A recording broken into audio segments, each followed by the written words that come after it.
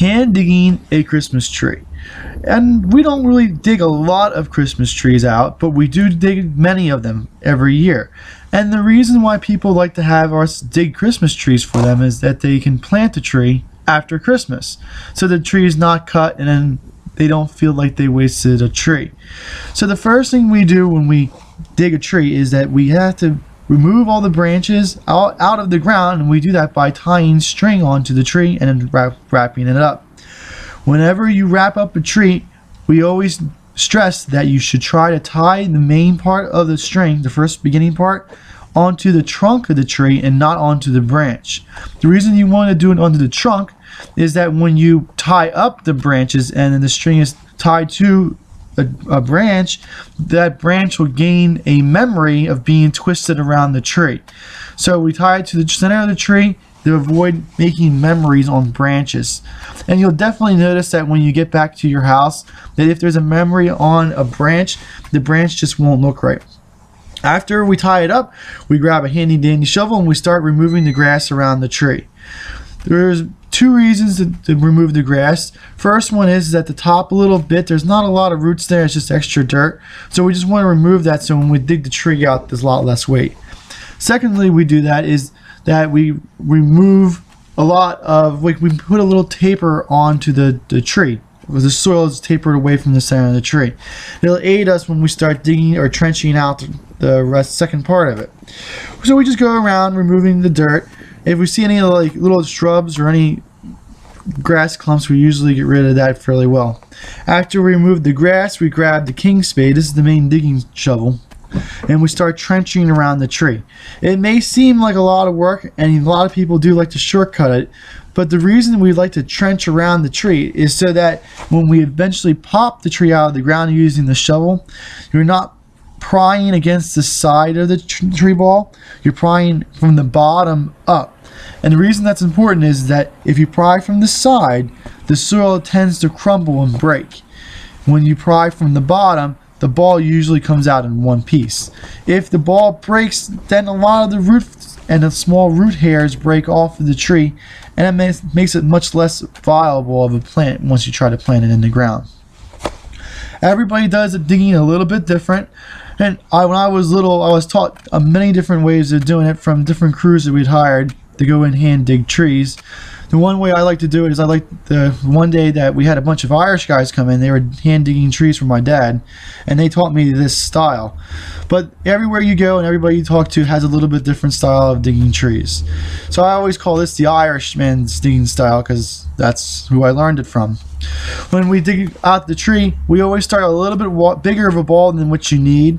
Then you work taking extra soil around until you get to the right size tree ball. Once it's about the right size tree ball, we start making another taper, making the tree ball from where the top of the ball is down to where the base is, a little bit of taper going inward, and that helps keep the ball a little bit more together as well. I like to do that too, is that also when we dig it out of the ground and we wrap it, the string that we put on it usually holds a little bit better, it makes it a little bit tighter. When we have people go dig trees with machines, they always have a taper to it as well, so it makes it more uniform when you go to the nursery to buy the tree out. Every now and then you'll find a root that sticks out that's just a little bit bigger than you want to cut with the shovel.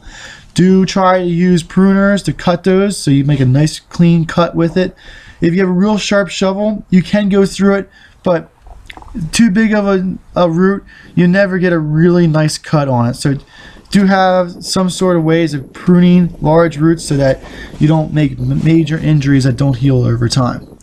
So as we get closer to getting the tree ball to the final form, we do a little bit of tiny little cuts downward, and we make a nice little groove down the base as deep as we're going to trench out. The reason for that is that we like to use the shovel to try to dig underneath the tree ball, and the better the angle you get on it and the more uniform the angle you get on it going around the tree, you get a nicer, rounder, better looking bottom, and that makes it easier for when you tie the string onto the tree. Now it was really cold out this day. I think it was like 20 degrees, and the shovel I had was sitting outside, so it was freezing, so my hands got a little bit cold, so I got to warm up my hands a little bit. After I warm up my hands, I start with the initial digging underneath the tree. And this is the only time where I like to really use my feet to push pressure down on it. One key thing that I learned is that when you dig the tree out and you're digging down, you don't like to pry on your first initial digging with your feet, because if you pry, then the ball starts to break apart a little bit. So after you go all the way around it, then you can pry it and break it out of the ground. We grabbed a little piece of burlap. It was really cold that day. Even the burlap was frozen together, so it took some time to get that spread out. And I made a little mistake here, and you'll see I'll correct it. I am right-handed, so when I go pick up the tree, I want to have the burlap on the other side of the tree so that I can use my right hand to pick up with most of the weight. If this was a little bit bigger than when we like to dig by hand, and I usually like to try to use the shovel, but I couldn't get my hand underneath of it to pick up the other side of the shovel, so I had to pick it up by hand without using the shovel, and that's not as nice, but it still held together pretty well. You can see our real heavy clay. You can see our subsoil there at the lower end. There's no roots down there, so sometimes they do break off a little bit, but that's not too big of a deal. In our area, every area you dig a tree out of, the root systems are a little bit different, and that has to do with how much air, how deep the roots can go to get air, if it's too wet down there. But we're in Pennsylvania and we have a fairly heavy clay, so a lot of our roots are up in the upper layers of the soil, not too many down in the lower layers. You can see kind of where those white roots sticking out that I cut, and most of that's up on the upper edge. So now I take the burlap and I wrap it around it. I grabbed a little bit bigger piece of burlap than I need, but it's always better to have too big of a piece than too small of a piece. You have too small of a piece, it's hard to cover the whole thing, but if you have too big of a piece, you can just wrap it around. Whatever extra burlap you have, I always like to wrap around the center of the trunk of the tree. The reason I like to do that is that when I take the twine and cut the twine and I tie onto the tree, that twine's tied on and it's rubbing up against burlap, not up against the trunk of the tree. It's not that big of a deal, but I think that if you have a delicate tree like that's still growing, like a maple or dogwood, and the bark's growing at that time, and you put the string onto it, you can sometimes damage the bark. So it's just a convention I like to use, so you assure that you don't damage the bark of the tree. I don't know how effective it actually is or how much you need to do it, but that's what I like to do. The first piece of string goes right around the tree, just as so, underneath of it, and then I like to try to make it go through the center of the tree as possible. Sometimes it's really hard, but the more on center you get, the better the tree ball is going to look. And this is basically the string that you use to pick up the tree. It doesn't really hold the ball too much in place, but it helps you move the tree around. And I do the second one around, making it go through perpendicular at the bottom. I loop the string through itself, and that holds the string in place so it doesn't move. After that, go back around up to the trunk of the tree, and then we just tie it off. You can see it at the base, it loops through, and that kind of anchors it. It doesn't really move after you do that simple little tie off on the bottom, and you just tie off on the top.